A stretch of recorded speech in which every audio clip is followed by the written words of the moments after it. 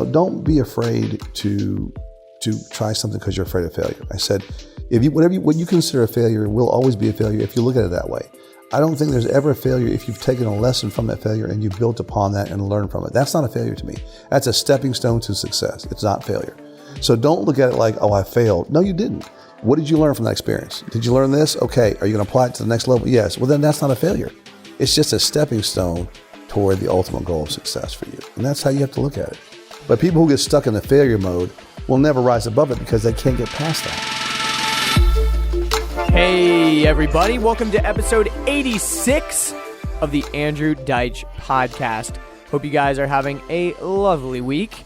Before we jump into the show, just wanted to say that there have been over 1,100 people accessing the podcast every day this week.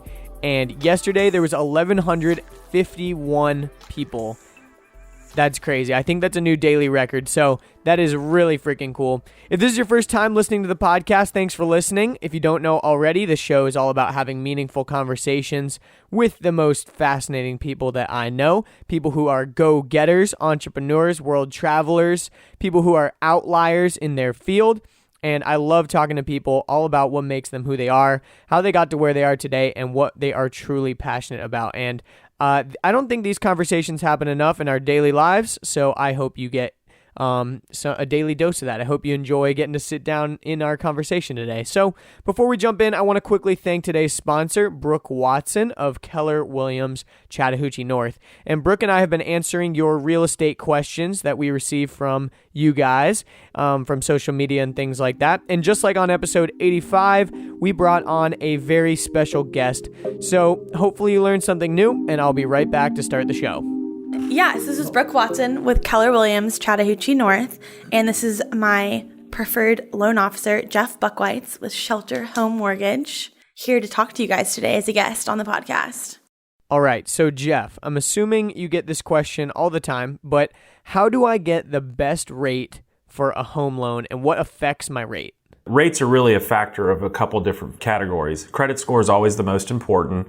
The second is loan amount. So a lot of people will think that they're getting a $100,000 loan versus somebody that's getting a much higher percentage or a higher loan amount, that $100,000 would be a lower rate, and it's actually the inverse. That the sweet spot for lenders typically is somewhere between 185, 190 to about 250. That's where you get the best rate. All right. Thank you, Jeff and Brooke. Again, if you have any real estate related questions, make sure you send them our way so that we can provide some insight. And if you're interested in working with either of them, their information will be listed in the show notes. Again, thank you to Brooke Watson of Keller Williams, Chattahoochee North for sponsoring this episode and introducing us to Jeff Buckwitz from Shelter Home Mortgage. And to connect with Brooke, make sure you go to her website, BrookeWatson.House. All right. So my special guest today is Mr. Andrew Ree. And Mr. Ree has been practicing law for over 25 years. He's the founder of Ree Law. And for the past 15 years, he's represented Pittsburgh Steelers wide receiver Hines Ward. Hines won the 2006 Super Bowl MVP award. He's also won Dancing with the Stars back in 2012. And Andy currently handles all of Hines' business, legal, and marketing. And he's actually responsible for molding Hines into the ultimate Renaissance man, putting him on Dancing with the Stars. He was in The Dark Knight Rises, The Walking Dead, the 2013 World Ironman, and he positioned him as a co-anchor with Bob Costas on Sunday Night Football, which was actually the nation's #1 sports show. And he positioned him as White House Commissioner for the Asian American and Pacific Islanders Initiative under the Obama administration. Wow, that's a lot of stuff.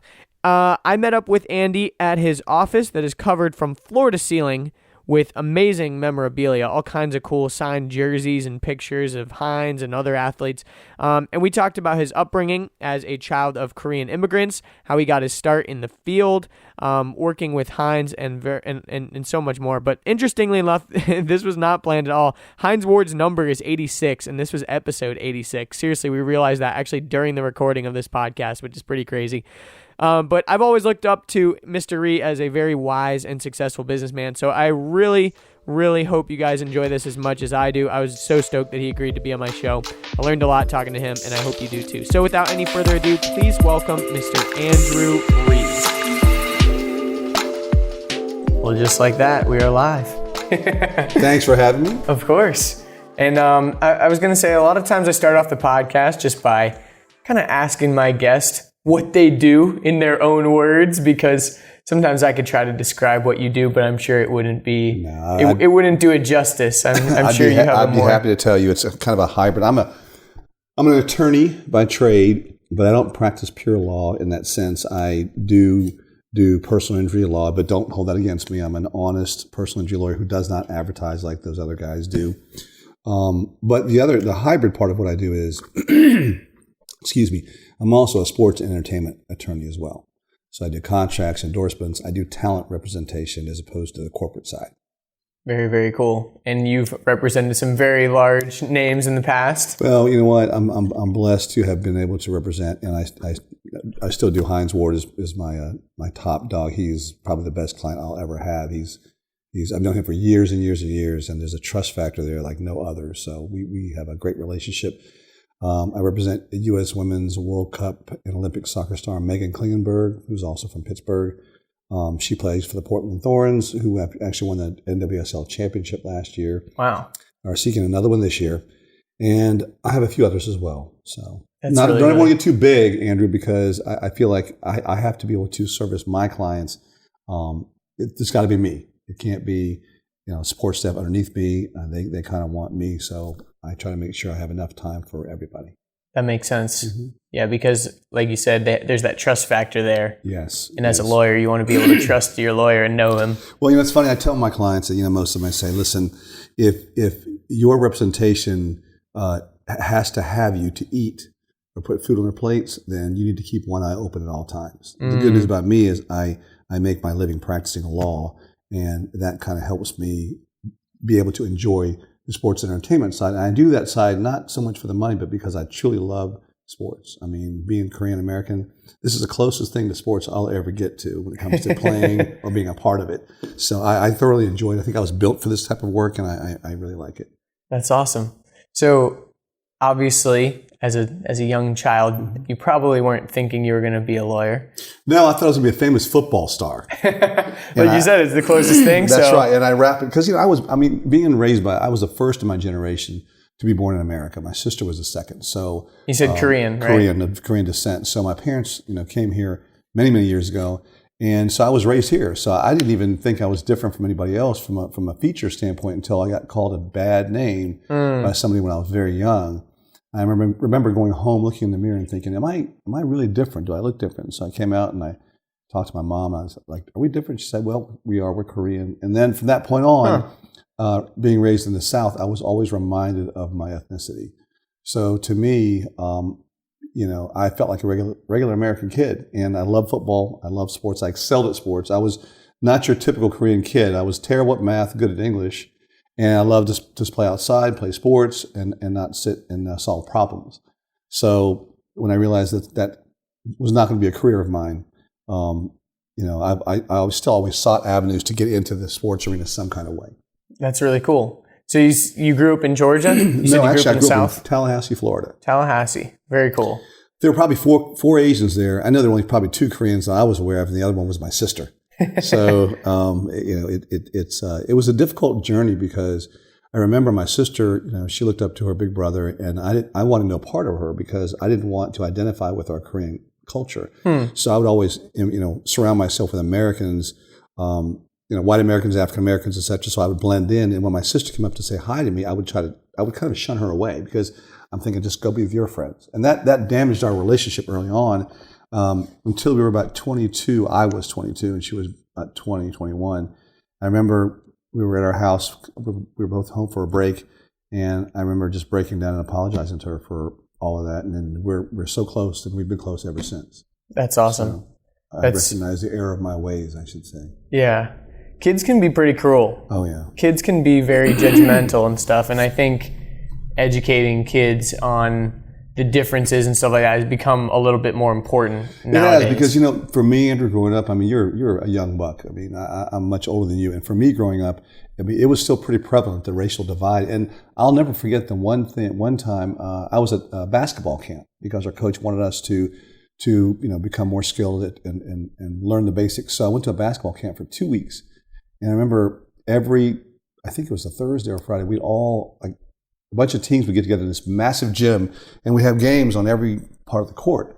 There were probably 6 courts there at that time. And I'll never forget, I got pretty proficient at dribbling and shooting. So I put a move on a guy and did a reverse layup and made the basket. I remember hearing on this loudspeaker, this megaphone, the voice of one of the coaches saying, "Are you going to let that chink do that to you?" in front of everybody. Whoa. And I stopped dead in my tracks and thought, he didn't just say that. This was a coach. And everyone kind of stopped and looked at me. And at that point in time, I couldn't make another shot because I was so devastated by those words coming from someone in authority.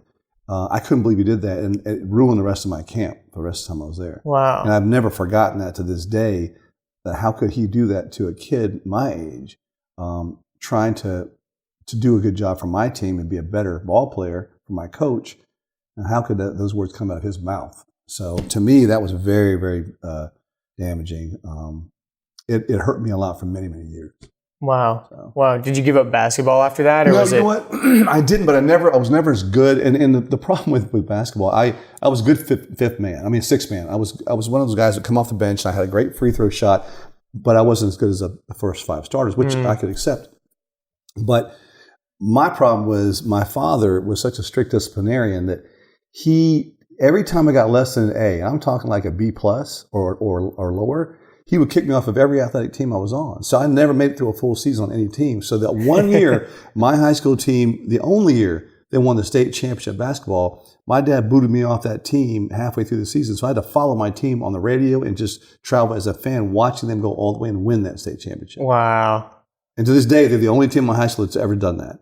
Wow. So it stayed with me. I mean, but I'm not bitter toward my father because I'm the man I am today because of the way he just instilled and drilled education in my mind. Yeah. So that comes easy for me. Yeah, definitely. And doing this podcast, I've talked to a lot of people who have immigrant parents and everything. And I feel like, obviously, as an immigrant, you're coming to this country to have a better life. So you're always trying to push your kids harder than typically just like your, regular old, kids at 5th generation Americans or whatever. They're kind of just doing their thing. That's very true because I remember, but the problem is my father I think my father, who was the disciplinarian, my mother was just support for him, but and she was the loving, kind one. He was more of the one I was afraid of.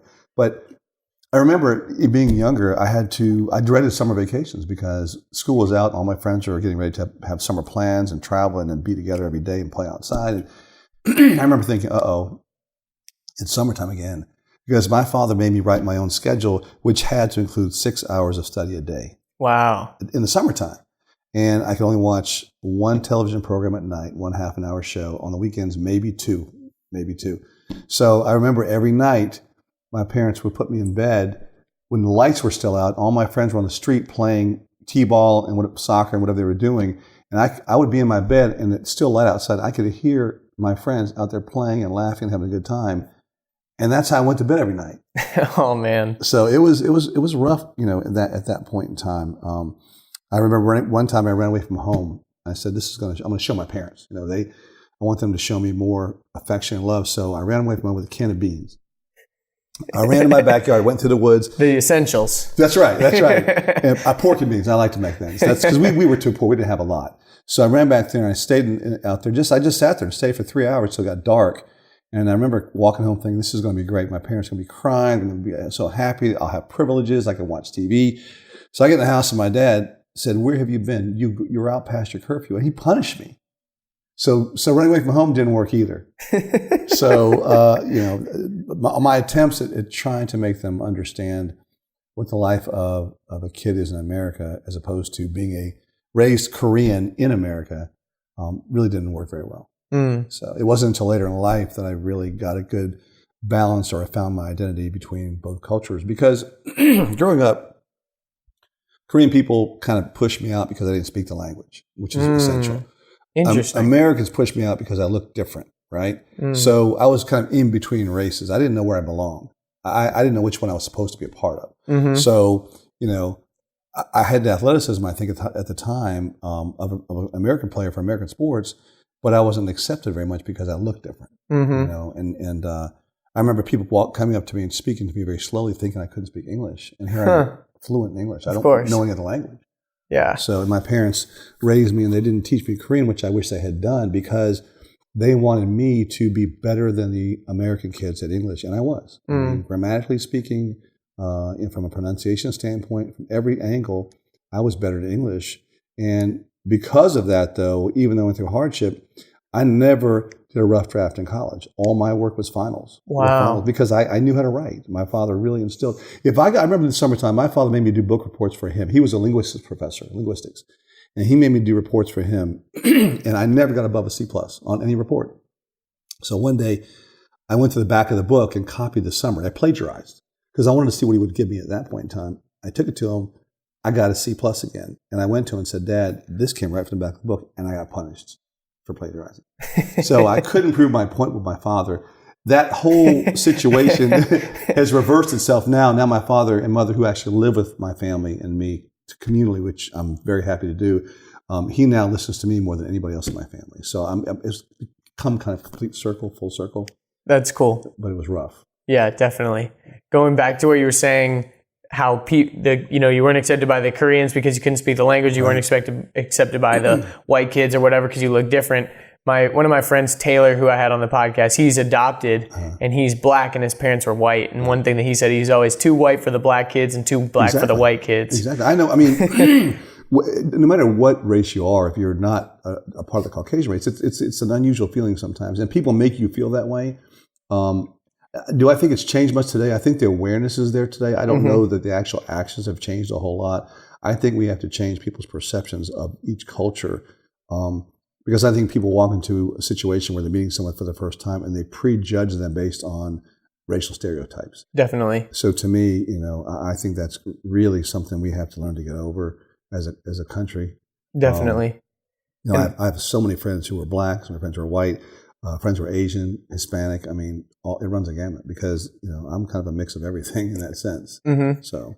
Yeah, and I think also a lot of that, nowadays, people are realizing it more and more that we need to be more tolerant and all this stuff. But I think a lot of it boils down to home life. Are your parents, what are you hearing from your parents? Exactly. What are you, because you come back home and you're like, oh, I made a new friend at school. Oh, and then if there's some sort of adverse reaction because of their race or whatever, you start to get that in your head or something weird, Well, I mean, being of a different race, different culture, I see people think that in my culture, Asians, they own dry cleaning businesses. They're just small mom and pop entrepreneurs, and they don't bother anybody. They sort of keep to themselves, and they're decent citizens. But I think we're more than that in many respects. And there are also some very bad seeds. I mean, there are Asian gangs.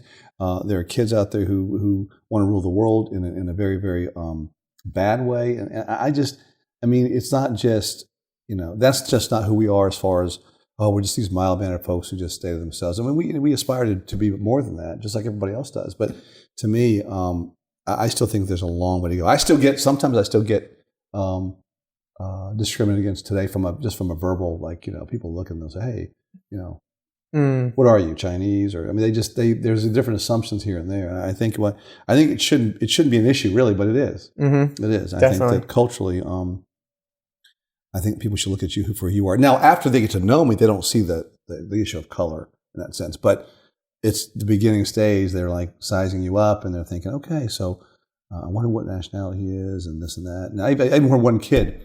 I was picking my daughter up from their house, and they're a church family, and they go to the school, which is part of the church. And I remember the kid coming up the stairs in the backyard. I'd never seen him before. And he said, "Oh, there's a Chinese man here." Didn't realize that I was the father of his friend, because my daughter's biracial. Obviously, but so I thought, wow. I mean, this is a little fourth grader who's, so I was kind of taken aback by that comment. Immediately he saw that right away, and I'm thinking, boy, most kids don't usually do that. That's a weird comment to make. Yeah, it really was. And he said it like out loud in front of you? In front of me. And the funny thing was, his mom was coming out of the house, and I wanted to thank her for keeping our daughter. Thank goodness she didn't hear it, because it would have made her feel very awkward. But all I can tell you is when coming out of his mouth, I'm thinking something must have caused him to differentiate between the races like that. Yeah. Usually as a child, you don't see that at all. Yeah. But for some reason, and it was an innocent comment, but anytime I hear stuff like that, it still reminds me that I'm not a part of the majority. And I think we're all part of the majority. We need to be one race. I mean, when I look at the acronym United States, U.S., it's us. I mean, exactly. It's not Black, Americans, white Americans, Asian Americans, Hispanic Americans. It's us. I mean, that's who we are. So we're a melting pot, and we come here so we can achieve our dreams together, and so we can support one another. And it's just, I don't see that happening a whole lot, especially nowadays with what goes on. So it's tough. But I mean, I'm still going to try and do what I can, just of course, to promote that togetherness, because this life is so short. And so for me, I feel like we have to make the most of every opportunity. And I think for me, I'm really into relationships. Sometimes I'll sit in a restaurant and just watch people interactions, and I get a kick out of seeing how people react towards one another in certain situations. But it helps my business too. But it's fascinating. Definitely. So to go back a little bit, so your dad kicked you up the basketball team. Oh yeah. The high school basketball team went on to win the state championship. What happened after high school? So after high school, I wanted to get as far away from home as possible in my mind. But then after I thought about it, I applied to 5 schools, and I said, I want to get away from home, but I do love my parents. I don't know whether it's something innate in me, even though I was really, my parents came down hard on me for many things, but it's because they wanted me to be a better person and to be a good citizen. So I recognize that. So I thought, you know what, I'll go to Emory, because it's far enough away that I don't have to rely on my parents, but it's close enough that if something were to happen to them, or if I need to be home, I could just drive home. So that was a good mix for me. So I went on to Emory, and really there, I had never seen so many Asian Americans in my life, because I mean, being from Tallahassee, as I said, there were a handful. That was it that I was aware of. And so coming to Atlanta, which was a whole different world, I was like, wow, this is eye-opening for me, and I'd never seen so many Northerners either, for that matter. So I was in shock, but I learned to adapt. I mean, when you live in a dorm, the one thing I was always taught by my parents is be very cautious, be very careful. So I get a little bit OCD in that area sometimes, or I was. And so I was always going to make sure, look, nobody's going to push me around. I'm going to just, stay on my ground, be myself, and do what I need to do, and not make waves. But as you get into college and you make friends on your hall, and you learn to live on your own, you start thinking, this is a pretty neat feeling, to be able to do this. And then your perceptions change, and you let your guard down here and there. You make your mistakes, but hopefully you learn from the mistakes you made. And I did, obviously.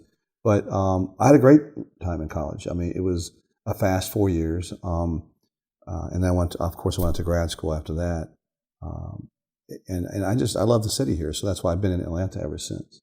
Very, very cool. Yeah, I definitely think Atlanta is a great place to make your home. I think in some regards, I'm kind of jealous of people that grew up outside of Atlanta, because I feel like Atlanta would be a cool city that I'd want to move to. Right. But I'm kind of like, I don't mind staying here, but it'd be kind of cool to move away. I like home. I mean, it's becoming the music capital of the world now. It's becoming a lot of movies are being filmed here too. It's just a very nice mix of people here, and I Definitely. like it. I enjoy traveling too. I travel a lot for my business, but I do enjoy being based here in Atlanta. It's big enough for me that it's not too big, and it's small enough where it's not like you're Los Angeles, but it's bigger than Tallahassee. Yes. And I couldn't stay in a smaller town. I love the people in Tallahassee, and it's always going to be where I grew up. But and I still stay in touch with my high school classmates. But Atlanta, I think, is where I need to. It's where the next phase of my life, and probably the final phase of my life, will be. Very cool. Very, very cool. So you went on to grad school, you said, and at that point, were you pursuing? You wanted to be? No, I didn't want to be a lawyer, Andrew. But when I was younger, my father he sat my sister and me down and said, "You'll be a lawyer," to me, and said, "You'll be a doctor," to her. That's no choice. So my sister didn't become a doctor. She actually became a very successful entrepreneur, and she lives in New Jersey now. And she's got a successful business on her own and does work for senators, congressmen. She does work for Oprah Winfrey. She's just very gifted artistically. So, but I still think a part of my parents' heart is a little saddened because she didn't become that doctor, although we're all very proud of her. But I went on and became a lawyer. I hated everything about law. I hated lawyers. I hated the arrogance of it all. I hated the fact that, you can't leave it alone. Even when my friends went out, they would talk about in legal terms, I object. And I'm thinking, let's just have a good time. So to me, I hate law school so much. I said at that time when I was there was a relatively new program. It was called the JD MBA program. So it's where you could go ahead and get your law degree, okay, and then your business degree, your master's of business, and you did it in 4 years as opposed to 5 years, which would have been 3 years law, 2 years business. So after my first year in law school, I told myself, there's no way I can stay in this alone, the pure practice, because I can't see myself being like everyone else here. I mean, because see, law school teaches you step on everyone else's head and you remain on top. Doesn't matter how you get there, you get on top. Business school teaches you without the help of your partners or your group or your team, you won't be successful. And that was more the approach I liked as opposed to the individualist approach. Yeah, like a rising tide lifts all ships. That's right. So to me, I got into the program, okay, and then my second year, I did straight business, and I loved it. No law at all. And then the last 2 years were combined. And by that point in time, I knew what I needed to do, and I loved it. I mean, I really loved it. It was a good mix for me. I made a lot of friends in the business school. I had very few friends in law school by my choice because I didn't want to have that kind of an attitude. And if you'll notice these days, when you go into a courtroom and you say you have a traffic ticket, you'll see lawyers with briefcases who will look around the courtroom like, I just entered the room. Aren't you going to stand for me? And then they walk through the door there up to the jury box where usually regular participants can't be. And they sit in the jury box and then they start looking out at you with citations. Like, here I am, here's my degree. I never go into that jury box. I sit with my client in the pews facing those guys because I don't ever think that that's what I got my degree for, to be better than other people. I got it to really help people. So I stay with my client in that seat until his or her case is called. And I look at those guys and think, you guys think you're all that, and you're, I don't know if it's an insecurity on your part, or you think you're entitled, but to me, you're like anybody else.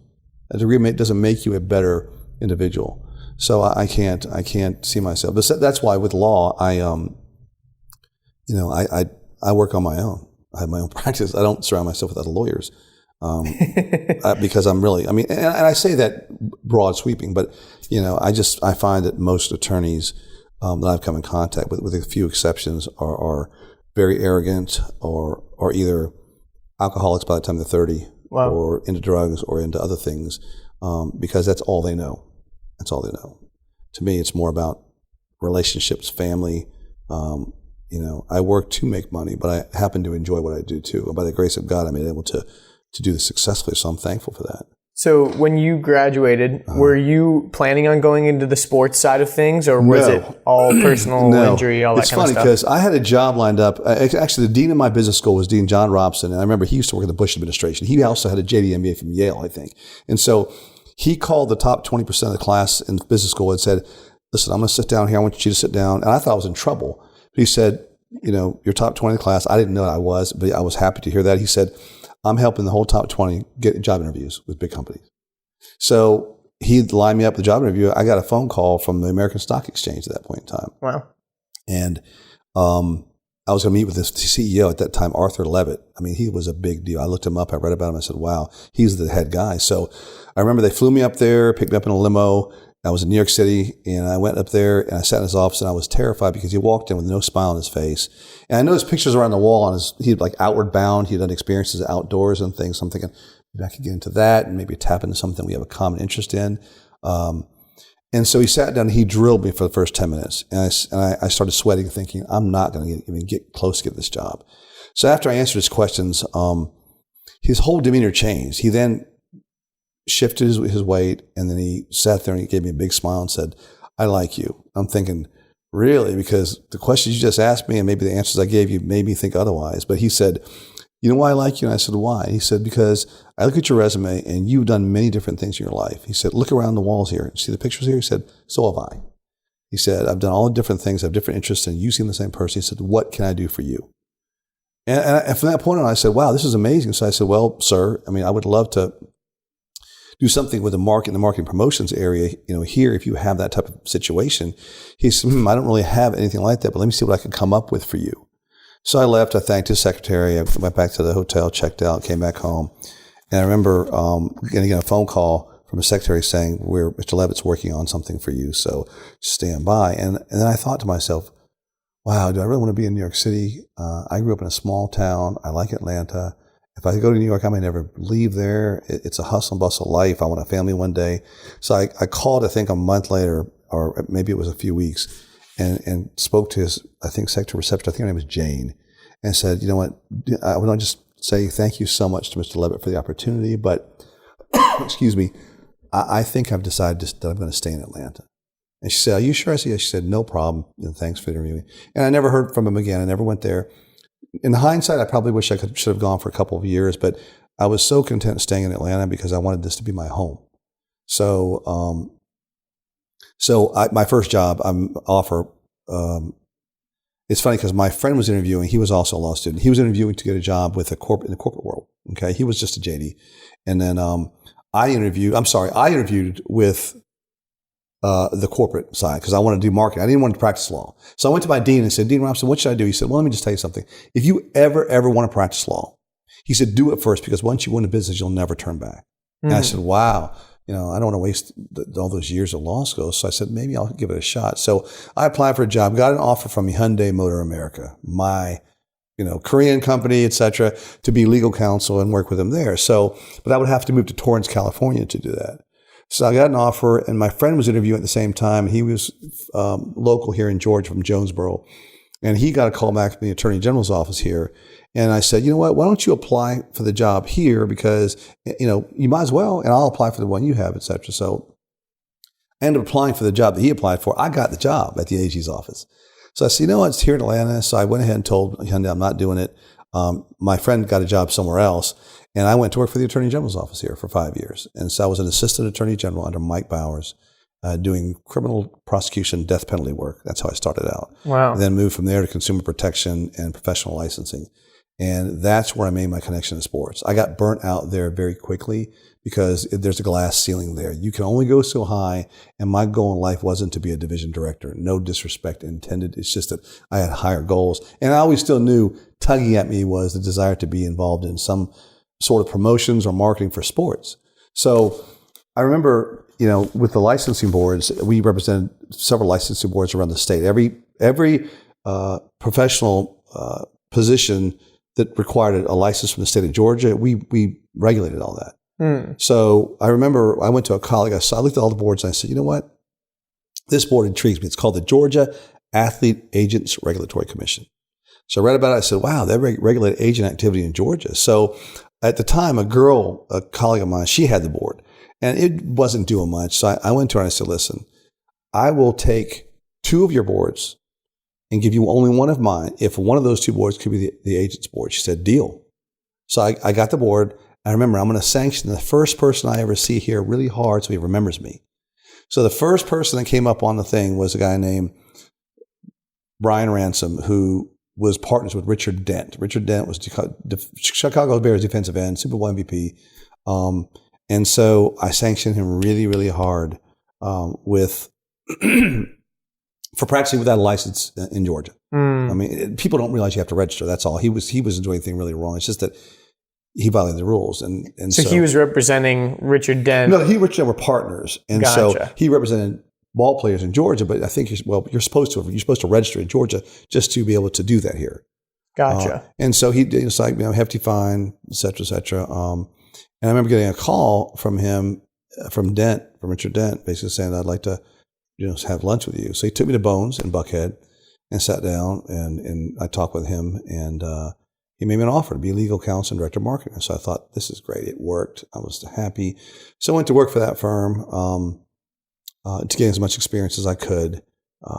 We ended up working with unbelievable people. Michael Jordan was best friends with Richard Dent, so got to work with him on a couple of occasions, running a lot. I mean, we represented mostly football players, several local too, and I had a blast. I mean, but I think I learned more about how to do the business from the mistakes that were being made in that firm as opposed to from what was actually being done. And, I actually left that organization because there was an infighting and I think it dissolved itself or imploded. But, in many ways, I felt like I was being just used in that firm. But I was okay with that because I learned a ton. So I actually took what I learned there, and I really credit, Brian and Richard for the experience. I remember taking what I learned and applying with another attorney who was a big Georgia fan. So he came to one of the fundraisers, and I got something signed for him, and I went and approached him for a job, and he gave me a job. So he brought me on to start a sports management marketing business at his firm. So I did that. I went there within 8 months. We were up and running. We had a couple of athletes. It was great. It was great. And then the bottom fell out because that attorney, he wanted to be in the limelight. He wanted to say, I'm the agent, I'm this and that. And even though he wasn't registered, I was registered. I didn't care about being in the background. I was totally fine with it. Let him have all the glory. As long as, we do our job. Well, he was making promises he couldn't keep. We signed Terrell Davis. We did his first deal. Wow. But Terrell thought he was the agent. Really, it was me, but Terrell thought he was the agent. So he made so many promises to Terrell. I'm going to do this, this, and this. And I begged him when Terrell got drafted by the Broncos to go out there for him. And he said to me, I'm not going out there for a 6th-round draft pick. I'm like, but you promised him. You promised. So I remember calling Terrell and Terrell telling me, I've decided to go in a different direction with my representation. So I went to my boss's office the next day and, basically to quit because I couldn't believe that he was letting this happen. And then 3 months later, Terrell Davis signed a $96 million deal, of which we got zero. Wow. So it was a lesson learned. And I never got back into business again. I told myself I wouldn't because I'm not going to work with someone like this guy. I can't do it. So I focused on pure practice of law for a while. And then as Hines got older, I met Hines when I was at the other firm. He was in high school, and I just, his story compelled me because he was half Korean, but he was proud of that side of him. He ate Korean food stuff. So, we'd stay in touch and I helped him with different things. And his mom. Where did he grow up? Forest Park, Georgia. Okay, cool. So at that point in time, he was becoming bigger, and we became closer and closer. I'm like a little brother, and I helped choose Georgia. I helped him with a lot of different things, and then we reunited, and we've been together ever since. So it's been really, really good.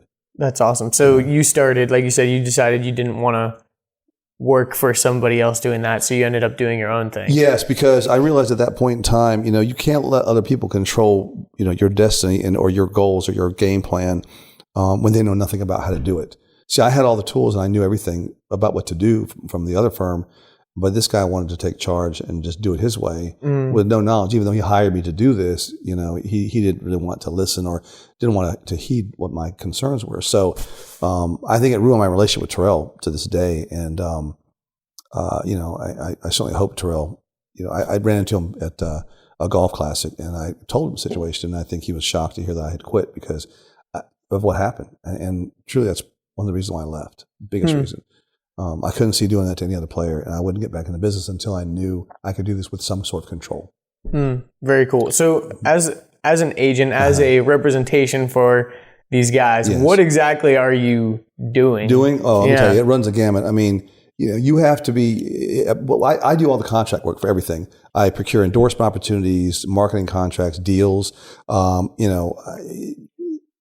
get them, things like Dance with the Stars. Other types of shows to be on, series, that type of thing. So it's really income that they earn off the field. And so what I try to tell my clients really mostly is, look, anybody, I can do a contract with my eyes closed because that's all I do every day.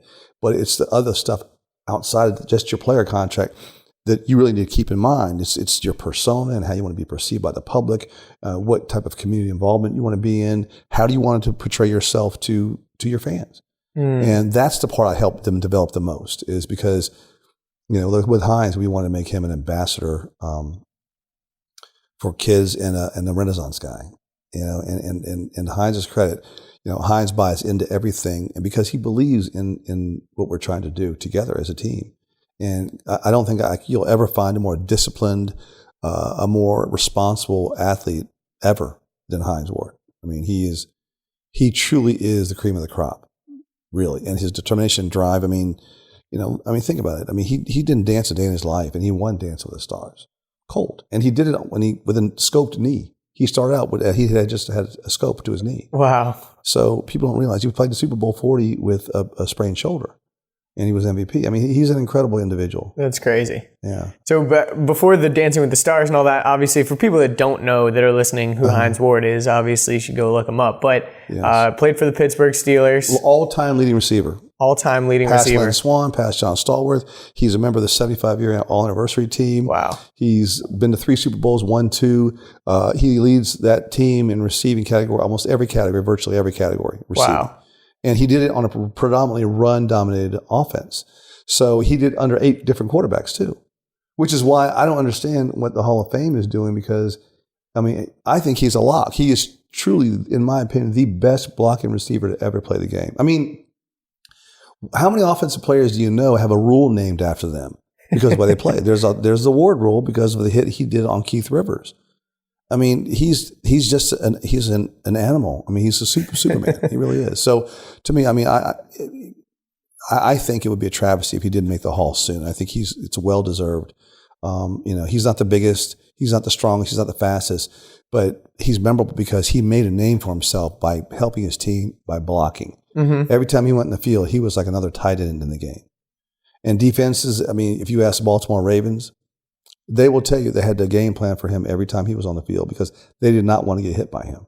Mm. So that threw a wrench in their plans because they had to focus on him as well without the ball in his hand. So I don't say anybody cannot. I'm a big fan of Hines because, like I said, I've seen him since he was 15, 16 years old, known him since then. I've seen him grow, and he's still the same humble individual that he was back then, today. What do you think contributes to that? Because obviously a lot of people, like you even said with the lawyers, they let it get to their head. They feel like they're more important than other people. I think Hines I think he's never forgotten his roots. I think he knows where he came from. I think he knows his humble beginnings. He knows how hard, he had to work in his family. His upbringing and mine were similar. It's just that he had to do it at a very early age. He had to interpret things for his mother who didn't speak much English. Mm. He had to, be responsible and become a young man at a young age, maybe 8 years old. So I think he's just got an incredible work ethic. I think he's very responsible. If you tell Hines to be somewhere at 3:00, he's going to be there at 2:30 waiting for you. It's just amazing to me. He doesn't forget. He's never late. He's always on time, and he always delivers. Wherever he goes, he gets standing ovations everywhere he goes to speak because he's that good. And he speaks from his heart. The biggest thing people tell me when they meet him, wow, I never knew he was that down to earth. He's just like us. Mm-hmm. I think that's the biggest thing that people forget when they're thinking about famous people is they probably weren't famous starting off, so they have somewhat of normalcy in them. Mm-hmm. And then at the end of the day, what do you do on a regular basis? You're just a regular human being, It's like people are always like, oh, well, you're only relevant based on blah, blah, blah, or whatever. But it's like you got to put it in perspective of where it is. Once you've kind of reached that level of fame and fortune and success and all this stuff, it kind of becomes like a plateau. Mm-hmm. And of course, it's not like you're becoming wealthy every day. You're becoming successful every day. You're already at that level. So, it's not as much of a novelty anymore, I guess, or whatever. But I think people tend to forget, like, oh my gosh, that's Justin Bieber or whatever. It's like, he's just trying to live his day, man. Like, don't shove a camera in his face and harass him, man. Like, and this thing is, it's like, we talk about Hines, obviously, like my client, but he's more than that. He's a friend. He's a brother. He's somebody that I think is the perfect example of what you should look at and research if you want to know how to handle stardom. Mm. He's the best example I can give you of how to handle stardom, and to still remain who you are, and not try to become that character that the fans think you are. In that sense, in terms of larger than life, I think that's the whole key.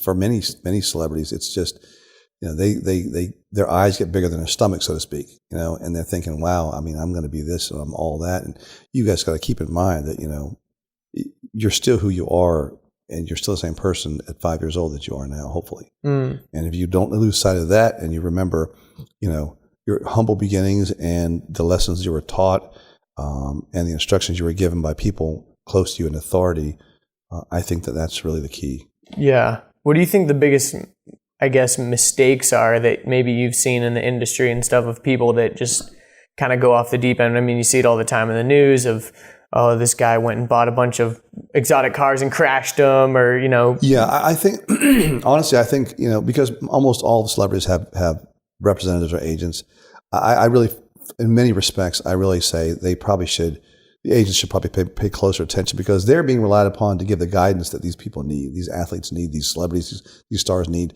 They need to be, they need to really, I think, not just represent them, but give them guidance. And I don't think yes. And I think maybe a lot of them don't, because they have so many clients, or they're so overworked, or they just are running every which way. And I understand that. I mean, sometimes I'm doing 5 things at once, but when it comes to, affecting someone's life in some way, you got to take the time to do that. You have to take the time to sit down with them. I mean, I can tell you on my hand, I can count how many people actually sat me down and gave me that kind of time.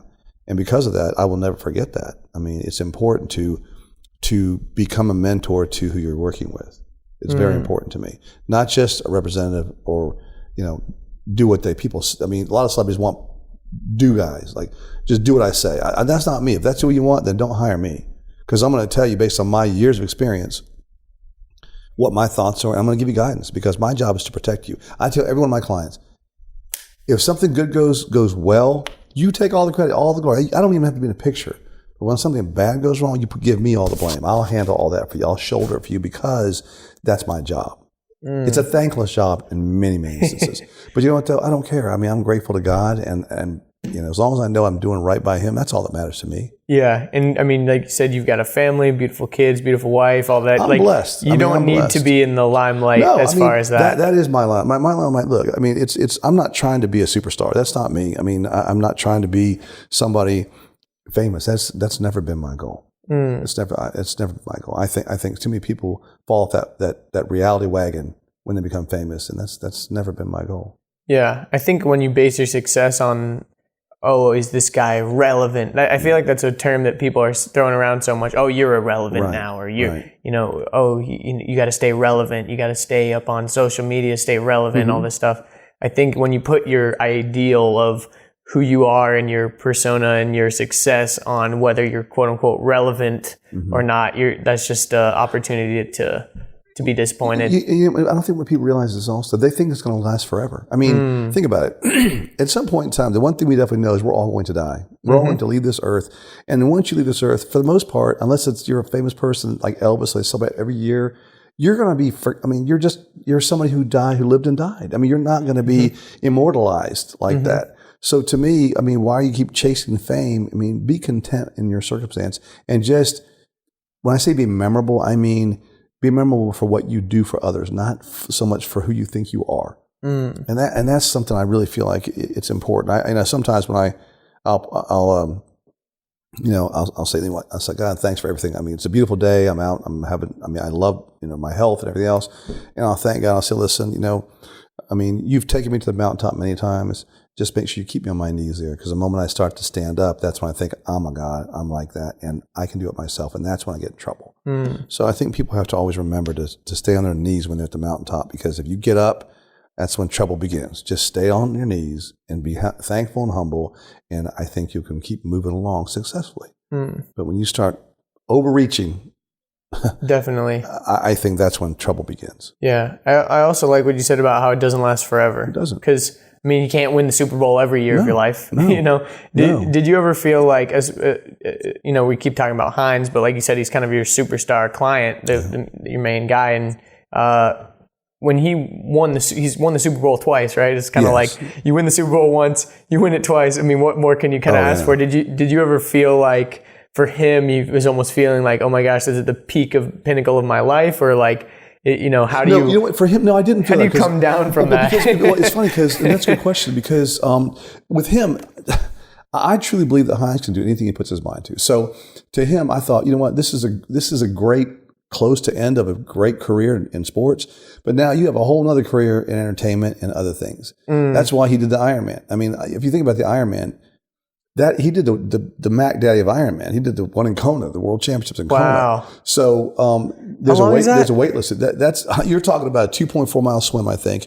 It's 100 plus bike ride and a marathon, a full marathon, 26 mile run. That's insane. But to do, I mean, football is more fast switch, right? It's short bursts. This is endurance training. It goes against everything that a football player has ever learned to do in his life. Yeah, and Hines completed it. That's amazing. So how big is he? He's about 6 foot. About 6 foot at the time, about 205 pounds. But still, oh my goodness, you probably don't see that many 205-pound dudes. I think he was the only active football. I think he was the only football player, if I'm not mistaken, to complete it. I could be wrong, but I know that. But when he says yes to something, he does not disappoint. If he says no means no. But when he says, okay, I'll do it, it means he's thought through it all. I mean, he doesn't just spur the moment, oh, sure, let me do this and embarrass himself. He thinks about it in his mind and says, okay, I think I can do it. It's just like when I put him Dancing with Stars. He's like, I asked him, would you do it? He didn't know what the show was about. I told him, he said, yeah, I think I got quick feet. I can do it. And then I pursued it because of that, because I wasn't going to pursue it if he didn't think he could at least give it an effort. Yeah. But I mean, but he won. He won the whole season. That's crazy. I don't think he was ever in the bottom two. Wow. Ever. He won. And you know what? That could have gone one of two ways. I mean, that could have been really embarrassing, the first dance, or it could have been really good. And so it was a risk, but I believed in him because if anybody could do it, I knew he could. So, and I wanted him to be the first, at that point in time, the only active player to ever win it. Emmett won it, but he was retired. So Hines was active at the time. So he was the first active player to ever win.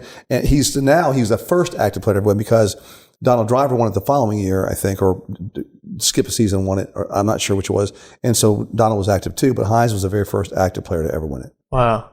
That's really cool. And like you said, he's kind of gone on to do this whole entertainment career. If I'm not mistaken, he was in The Dark Knight Rises, right? He sure was. That's pretty cool in the football scene. I'm a huge Batman fan, so that's really cool. That was a good movie, by the way. Yeah. I still got a soft spot for The Dark Knight with the Joker. That one's awesome, but The Dark Knight Rises was still really good as well. It was really good. What do you think?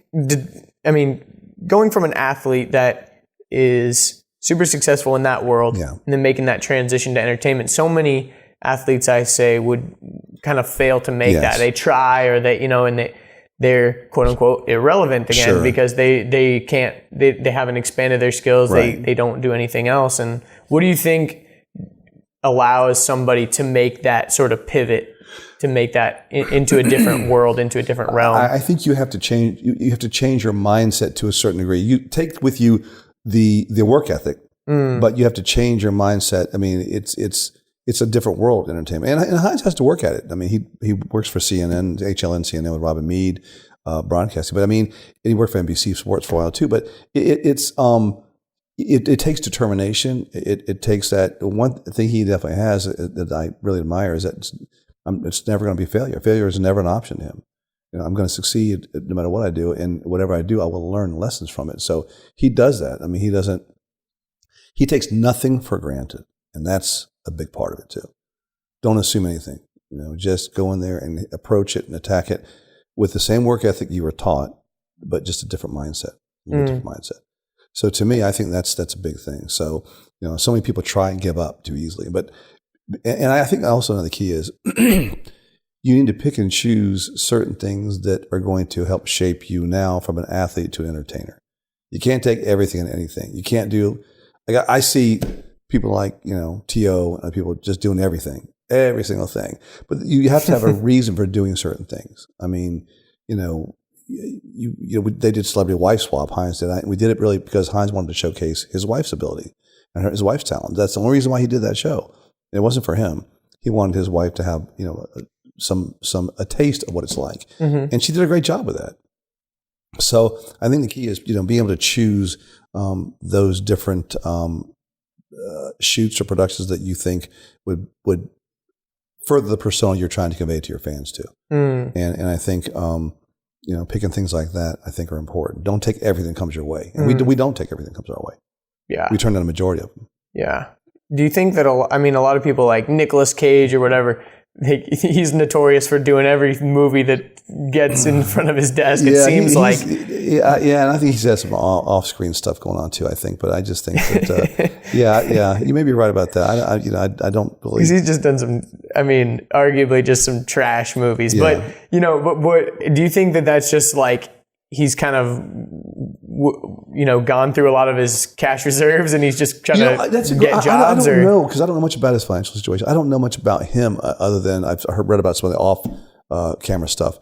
But, But not even just Nicolas Cage, just anyone in general that kind of seems to do, like they just, seems like they jump on every opportunity, whether it's good or bad. I think, in my opinion, again, without knowing the specifics, I think a lot of those guys or girls do it because they needed the money. Mm-hmm. I think that they've gotten used to a lifestyle that they want to continue to enjoy, and I think sometimes that can get the better of people. That's why you read about these folks who win the lottery, right? And next thing you know, at the end of the day, is they've either committed suicide or they're homeless in a dumpster somewhere. Yeah. How do you blow through $350 million? It doesn't make any sense. How do you do that? Yeah. It's just, that's why I think when you chase money and when people chase money, now I'm not saying all celebrities do that, but I think when money becomes your primary object, I think that's where you already have lost. I think you have to make something more than money your goal. That is personal satisfaction. Success to me is not defined by money so much as it is, have I done a good job in doing what I do for other people? That to me, I'll take that really over money any day, to be honest with you. As a lawyer, I do well, but the thing is, I also try to, money doesn't motivate me. There have been cases I've just said, listen, I've written my own termination letter to myself for the client so that they can keep the money, and I wouldn't get a thing because they have too much other stuff going on. So I think you treat people the way you want to be treated. I know it sounds like really corny or old. No, it's true. But honestly, I think if more people actually did that, I think we would have a much better situation. Mm-hmm. Much better. I think a lot of, especially like rappers in general, that's kind of a stereotypical thing where the money ends up seeming like the main objective. They're wearing the gold chains and the watches that are $100,000 or whatever, diamond encrusted, all this stuff. Yeah. Simply just to show off, like, look at me, look at this money that I've acquired. Because it's kind of like the lottery thing. Because probably before they became a success, they were probably just a normal guy. Uh-huh. And so it's like when you have that, it's almost like an undeserved amount of money in a way. Like when you win the lottery, your mindset is still that like paycheck to paycheck mindset. And then all of a sudden you've encountered all this money. And so you're almost just kind of, it's just burning a hole in your pocket and you just spend it on everything and anything. You know what I'd do if I won the lottery? Honestly, let's say it was a $350 million jackpot, which means you pocket about half of that, right? So you're pocketing what, $175? Mm-hmm. So I would probably, first of all, I wouldn't want to be anonymous. I don't want people coming at me for money and stuff. But I would probably take $100 million of that money, and I would put it aside where I don't touch it, where I just put it out there where I can just give to whatever I want to give to. Just whatever I want to give to, do it that way, anonymously. Okay. Of course. And the other 75, I would make sure my kids are taken care of, et cetera, et cetera. But whatever's left over that I didn't need, I would probably put in that same fund and do it. Because I think it's kind of like if you're Michael Jordan and you have your own shoe. What do you get yourself into? What's exciting to you? Or Michael Vick, remember when all that money? Jordan got involved with gambling and Vick got involved with dogfighting. You that excitement or that thrill of going out and actually saving so much money until we could buy that car is not there anymore because you could buy it like that. Exactly. So to me, I think that wanting something is almost always better than having it. Personally, I think as long as you have the want there, keep that in check. But every time, in many instances, you want, you're like, okay, now what's next? It's not so great anymore. Exactly. It's kind of like the whole striving for like a supermodel girlfriend or something. It's like this aspirational thing, and then you realize like, oh, this isn't even the woman that I want to date or marry. Exactly. She's just outwardly attractive or whatever. So sometimes I think there's a certain point you just leave things alone and think that was a great experience. I really would like this, but I'm not going to do it. Maybe one day, and leave it at the one day part. You see, so that to me, I don't think that having things all the time is really satisfying, because then you're on to the next, and it's Sometimes that's why I want my kids to know that you think just because you broke your DS, I'm going to buy you another one. No, I mean, you save enough money. And then, when you see a kid, if you watch a kid, say, listen, if you want to buy that game, I'll give you your allowance, save it up. And when they save it, they finally have it together and they go buy it. That look on their face, I can't believe I have this now, because they earned it. You see, exactly. They saved enough. And that to me is the bigger lesson, because to me, going out there, just buy and drop a hat. There's no value to them. They think, I'll break it, I'll just get another one. My dad will buy me another one. Mm-hmm. There's no value. There's no thought like there's value there. Mm-hmm. And that's the problem. Yeah. How do you, that's a great piece of advice in general, because, you only appreciate the things you earn, of course. Right. If it's undeserved, it loses kind of a part of its value. But as a parent and as someone who's done well for themselves, been very successful, how do you kind of balance that? Because it's easy to kind of just spoil your kids and buy them whatever they want and all that. You got to be careful not to equate love with purchasing material things for your kids. That's the thing. Like if I don't buy them this, that means I don't love them. Or you can't equate. You got to teach them at an early age that we have to live. Like sometimes my kids will say, "Well, why can't we afford that? We can afford this." I said, "It doesn't matter if you can afford it. You have to be a good steward of the money that you've been given to hold on to." And so to me, I try and teach them, look, maybe I can afford to buy it. I'm not going to buy it for you, because you keep breaking these things and you have no concept of the value of what you have, so you don't treat it properly. So to me, you need to learn that lesson. And then once you earn enough money to do this and get it, then you'll see and you'll hold on to it, because you've spent all this time earning it. And I think if you teach them at an earlier age, I think sometimes when we spoil our kids too much, there's no regard at all for anything. I mean, sometimes my kids will lose their phone on a regular basis. I'm thinking, that's $1,000 phone. I mean, how are you losing that phone? I mean, I'm not going to just go out and buy another just because you lost it. My daughter, she breaks her screen a lot. So I said, listen, how much money do you have from Christmas in your allowance? So she gave me all her money to purchase a new screen, and I did it for her, but I used her money for it. So, then they start saying, I want to save more and save more. But you keep handing things to them and they just have no idea what it costs to get that for them. Mm-hmm.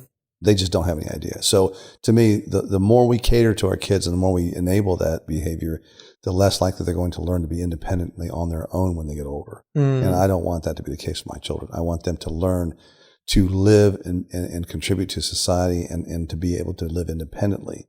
There's an old saying in the Korean culture, or at least my parents taught me, that, I want to be able to die with my eyes closed, meaning I'm not worried about anything. I don't have to keep watching, beyond death, what's going on with my kids. I want to be able to die with my eyes closed, knowing that they were taught properly and that they can function and they will be contributing members. That's the bottom line.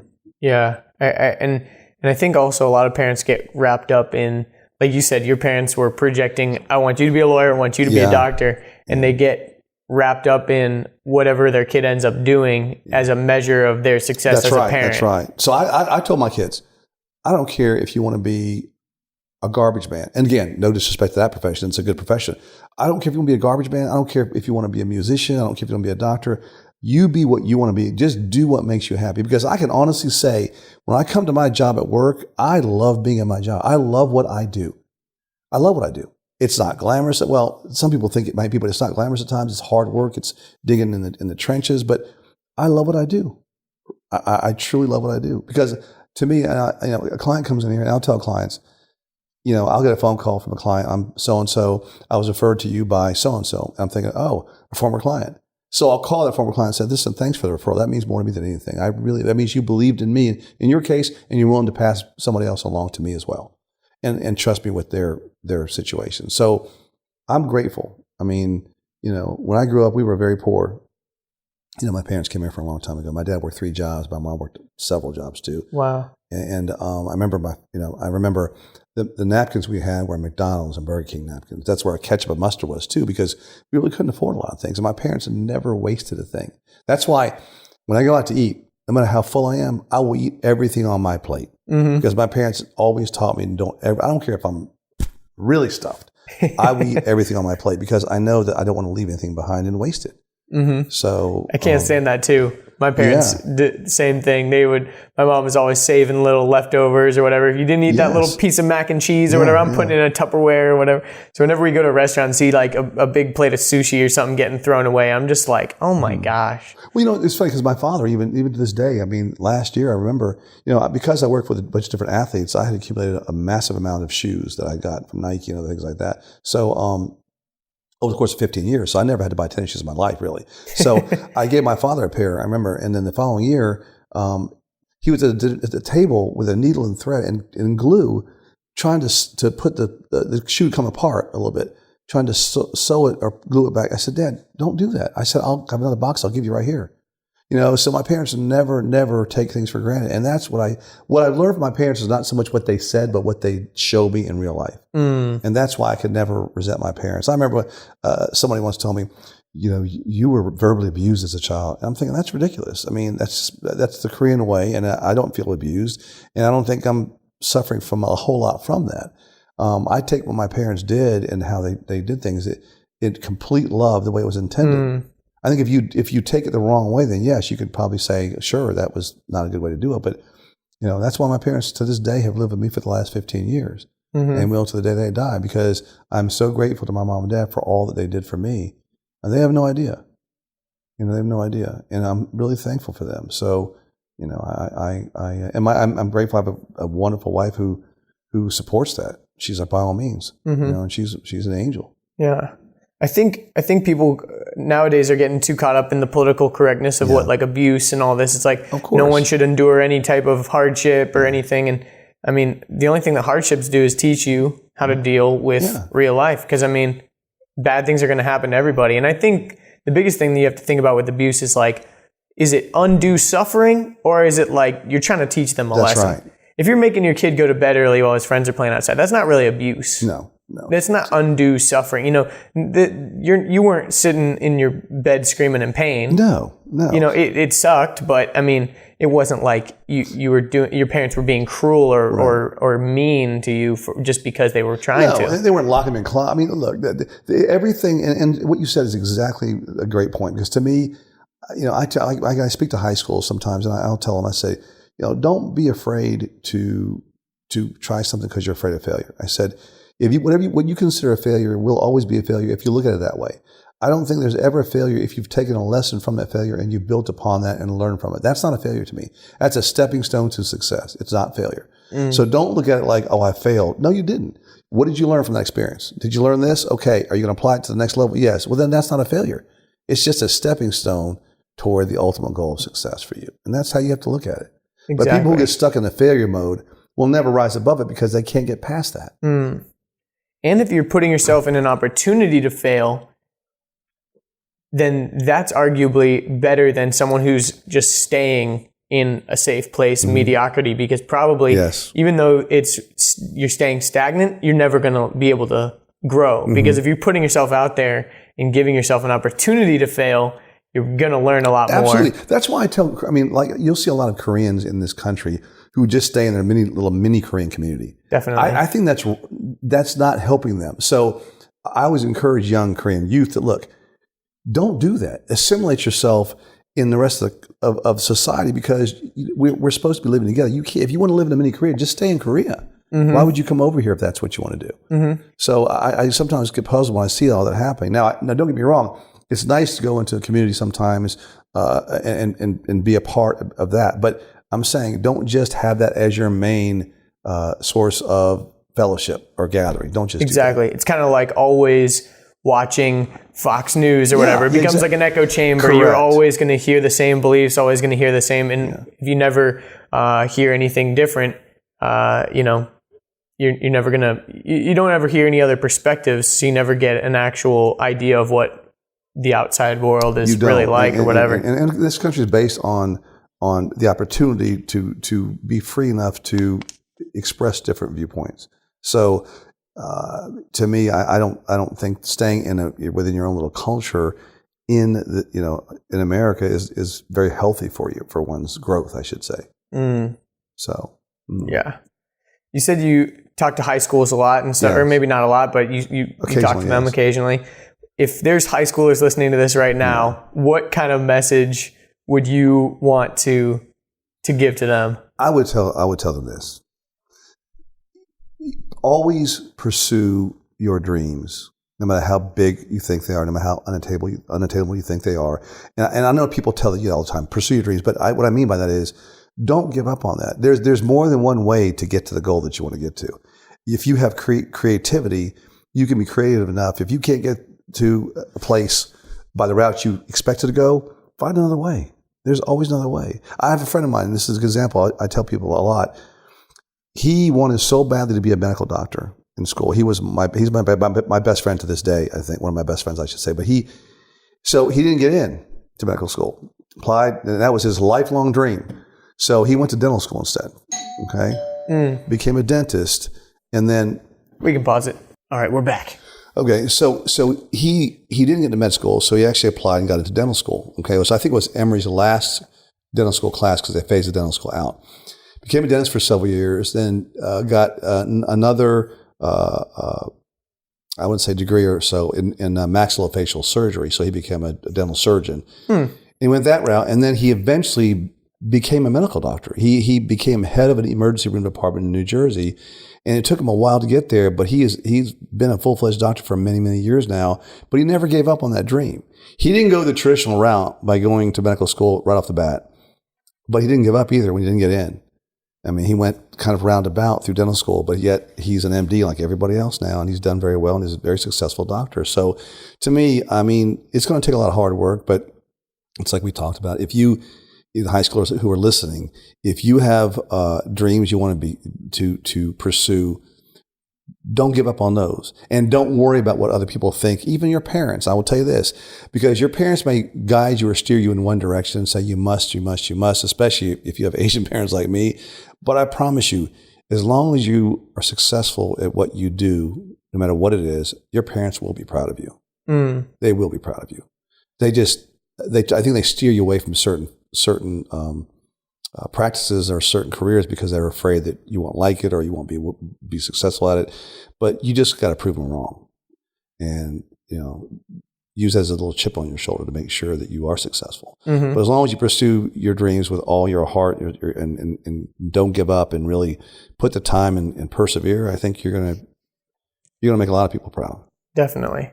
Yeah, I think one thing that kids just, I mean, it's hard to know exactly what you want to do too. When I was in high school, I wasn't thinking I want to do, I didn't really know. And I think that's where a lot of kids just kind of, well, my parents want me to go to college, so I'm just going to try to figure it out. And, maybe they take one of those tests or a career aptitude test or whatever, where you figure out, oh, well, yeah, maybe that sounds kind of cool. And I think most people, you included, you weren't really sure, maybe I want to go into business, maybe I want to go into law. And I think too many people get caught up in that end goal of like, okay, I want to get here, so I've got to follow this blueprint or I've got to do this thing. And I don't think anybody's career path has ever really been so straightforward. And I'll tell you this, just a word of advice. If you don't know what you want to do, my suggestion is talk to as many people as you can. Get to know. If you have people at your school, if you're part of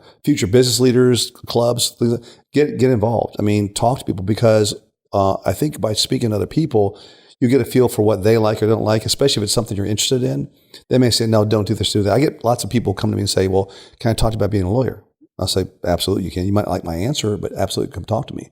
But talk to people, because, ideally, I mean, honestly, in this world, I mean, communication and people is the name of the game.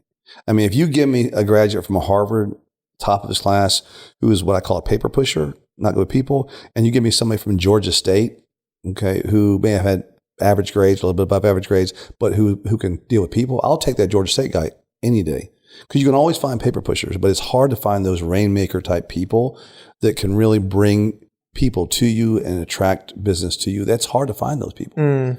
So to me, I would say, increase your interpersonal skills, get to know as many people as you can. And if you want to get a job doing something, let's say you want to do something in a company that does promotions or marketing, whatever, don't be afraid to take that menial job. If it means delivering coffee to the staff meetings, whatever, deliver that coffee. but just stay in that staff meeting and listen to every word you hear, because you may not know what kind of valuable nuggets you pick up from hearing other conversations in that meeting. So being a delivery boy or girl or doing something in the mailroom, utilize every opportunity you can to further knowledge. That's the whole key. Mm-hmm. So to me, you don't have to be in that higher position. Whatever you're doing, just learn. And honestly, like if someone is interested in trying to meet more people, oh, well, that's weird to just contact someone and ask them to talk. Start a podcast. Yeah. Seriously, starting a podcast, that was one of the coolest things I've done because I get to go and talk to cool people. I mean, how many times have I ever called you up and just said, hey, let's go talk for an hour? It's never really happened, but because there's this thing that we're doing, it becomes more of a normal thing. There really is no excuse in this day and age of technology. Mm-hmm. I mean, there really is not. You can talk to people around the world doing something like this. So to me, it's true. I think that's the name of the game, is get to know as many folks as you can get to know. It's always been about people to me. It always will be. I think truly that's what makes the world go round. Definitely. And that's one thing that's special about my podcast in general, not to keep tooting my own horn here, but I always do them in person. That's one thing that a lot of people do them on Skype or whatever, which is cool too, of course. You can reach more people if they're across the country. It just makes sense. But I think being in person with people is one of the most things I enjoy about it. So I'm going to continue to do it this way. I think the reason why I think you'll be very successful is because I think you have that go-get-it attitude where I'm going to go out there. I'm not afraid to try it. I'm going to do it. And you go out there and do it. I mean, the reason why I decided to even do this with you is it's a busy weekend, it's Easter weekend, but I've known you, and I also know you traveled overseas to Europe, I think, and you did that on your own. I mean, you're not afraid to go out there and test the waters for yourself. And I think it's good that when you contact me, I'm thinking, oh, sure, I'll be happy to do it for you, because I know that this is something it's a passion of yours. You're not timid about it. You have the guts to go out and ask people. And I think it's important. I think it's very important. Thank you. I appreciate that. Yeah. I think a lot of people, podcasts are becoming very trendy nowadays. Yes. And I think a lot of people, especially kind of in the business world, like, oh, I'm going to interview entrepreneurs and give business tips and all this, or, we're going to goof around and have a good time. And mine's kind of a mixture of both. I try to give practical knowledge and value, and also have some fun at the same time, but and talk to as many cool people as I can find, basically. But I think the main thing, just put yourself out there and kind of be unapologetic about pursuing it and putting yourself out there and promoting it and all that. Because I think a lot of people are timid about self-promoting, or like, hey, listen to my thing. They're afraid of being the me monster, always pointing at themselves. And well, I think by doing this, you can't be afraid of the unknown, and you should have no regrets. I mean, if you don't ever put your foot out there, you'll never know if you can walk. So to me, go out there and go for it. I mean, what's the worst thing that could happen? Exactly. It could be a quote unquote failure, right? But it's never going to be a failure, because I'm now I think this is episode 86. Yeah, that's great. I've done 86 podcasts with people, and I've learned so much. I've made so many cool connections. Even if I quit the podcast today, I've made valuable relationships that have already helped me tremendously. So this one here is 86? This is 86, yeah. That's pretty special, huh? Wow. Yeah. That's crazy. So right behind me is Hines Ward's jersey. 86 is his number. And I didn't even make that connection until just now. Yeah, interesting. That's pretty crazy. That's pretty crazy. But it's been a roller coaster. It's been really, really fun, and can't wait to see until we get to 186. Yeah. Well, I wish you much success. Just don't forget about us small people when you get big. Well, thank you very much. Yeah. I feel like this is a good place to wrap things up. If people want to, maybe reach out to you about a question or whatever, should they contact me and I can send it off to you, or do you have a place where people can? You can send them to my email address if you want to. I mean, that's totally fine with me. I try to answer as many emails as I can on a regular basis. It's Andrew and then Ree, REE, lawfirm.com.